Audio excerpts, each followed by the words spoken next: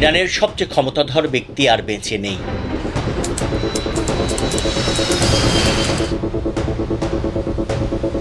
যুক্তরাষ্ট্রের একটি হামলায় তাহলে কি বদলে গেল মধ্যপ্রাচ্যের ক্ষমতার সমীকরণ? তাহলে কি বেজে উঠল আবারও যুদ্ধের দামামা? কারণ যুক্তরাষ্ট্র ও ইসরায়েলের যৌথ এই হামলায় নিহত হয়েছেন ইরানের সর্বোচ্চ নেতা আয়াতুল্লাহ আলী খোমেনি। আর এই ঘটনায় কি বদলে দিতে পারে পুরো অঞ্চলের রাজনৈতিক মানচিত্র, নাকি আবারও শুরু হতে যাচ্ছে এক ভয়াবহ আঞ্চলিক যুদ্ধ? জানবো আজকের এই ভিডিওতে, আমাদের সাথেই থাকুন। খবর হলো, রোববার ইরানের আধা সরকারি সংবাদ সংস্থা তাসনিম ও ফার্স নিউজ এজেন্সি নিশ্চিত করেছে যে যুক্তরাষ্ট্র ও ইসরায়েলের যৌথ হামলায় ইরানের সর্বোচ্চ নেতা আয়াতুল্লাহ আলী খোমেনি নিহত হয়েছেন। বার্তা সংস্থা রয়টার্স জানিয়েছে, শনিবার ভোরে ইসরায়েল ও যুক্তরাষ্ট্রে যৌথ হামলা চালানোর সময় খোমেনি তেহরানের একটি অত্যন্ত সুরক্ষিত এবং গোপন স্থানে শীর্ষ উপদেষ্টাদের সঙ্গে নিয়ে জরুরি বৈঠক করছিলেন। এই হামলায় কেবল খোমেনি নয়, তার প্রধান সহযোগীরাও নিহত হয়েছেন। নিহতদের মধ্যে ইরানের সাবেক ন্যাশনাল সিকিউরিটি কাউন্সিল সচিব আলী সামখানি ও ইসলামিক রেভলিউশনারি গার্ড কর্পসের কমান্ডার মোহাম্মদ পাকপোর রয়েছেন।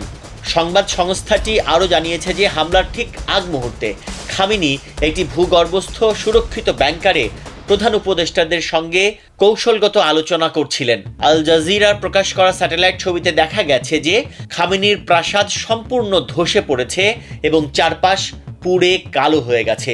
এতে বিশ্লেষকরা ধারণা করছেন অত্যন্ত শক্তিশালী ব্লাঙ্কার ব্লাস্টার ক্ষেপণাস্ত্র ব্যবহার করে মাটির নিচে, মাটির গভীরে থাকা সুরক্ষিত কক্ষ ধ্বংস করা হয়েছে। কিন্তু প্রশ্ন হচ্ছে, কিভাবে?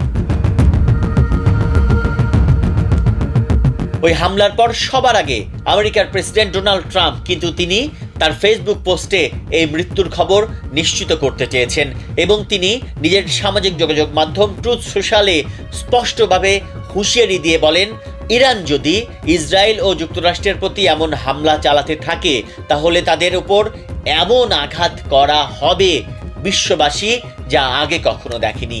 এই হুঁশিয়ারির পরেই কিন্তু সামাজিক মাধ্যমে এটি নিয়ে আলোচনা সমালোচনার ঝড় বইছে। তবে ট্রাম্প একটি সুযোগ দেওয়ার কথাও বলেছেন। তিনি ইঙ্গিত দেন যে ইরানের নেতারা যদি সংঘাত না এড়িয়ে আলোচনার পথে বসেন, পরমাণু এবং ক্ষেপণাস্ত্র কর্মসূচি পুরোপুরি ভেঙে ফেলতে রাজি হন, তাহলে তারা শাসন ব্যবস্থার পতন ও কঠোর শাস্তি থেকে বাঁচতে পারেন। তবে ট্রাম্পের এমন হুঁশিয়ারির পরও কিন্তু ইরান বসে নেই। খোমেনির মৃত্যুর প্রতিশোধ নিতে ইরানের সশস্ত্র বাহিনী, ইসরায়েল এবং ওই অঞ্চলে অবস্থিত মার্কিন যে ঘাঁটিগুলো রয়েছে সেই ঘাঁটিগুলো লক্ষ্য করে ইতিহাসের সর্বোচ্চ বিধ্বংসী আক্রমণ কিন্তু এরই মধ্যে শুরু করে দিয়েছে। ইসরায়েলের জুড়ে সকাল থেকে সতর্ক সংকেত এবং সাইরেন কিন্তু একটু পর পর বেজেই যাচ্ছে। এদিকে দুবাইয়ে বিজনেস বে এলাকায় আকাশে ড্রোন ও ক্ষেপণাস্ত্র প্রতিহত করার পর ধ্বংসাবশেষ পড়ে দুবাইয়ের প্রধান বাণিজ্যিক বন্দর জেবেল আলীতে অগ্নিকাণ্ডর সৃষ্টি হয়েছে। এছাড়া কাতারের রাজধানী দোহায় বিস্ফোরণের শব্দ শোনা গেছে এবং বাহরাইনের বাসিন্দাদের নিরাপদ আশ্রয়ে সরে যাওয়ার কিন্তু নির্দেশ দেওয়া হয়েছে। এবং ইরাকের ইরবিল বিমানবন্দরের কাছেও বড় ধরনের আগুনের কুণ্ডলী এবং ঘন কালো ধোঁয়া দেখা গেছে। তাহলে কোন পথে ইরান? ইসলামী প্রজাতন্ত্রের ৪৭ বছরের ইতিহাসে দেশটি এখন সবচেয়ে বড় অনিশ্চয়তার মুখে। পরিস্থিতি শুধুমাত্র একটি বিষয়ের উপর নির্ভর করছে না, বরং পরিস্থিতি নির্ভর করছে বেশ কয়েকটি বিষয়ের উপর।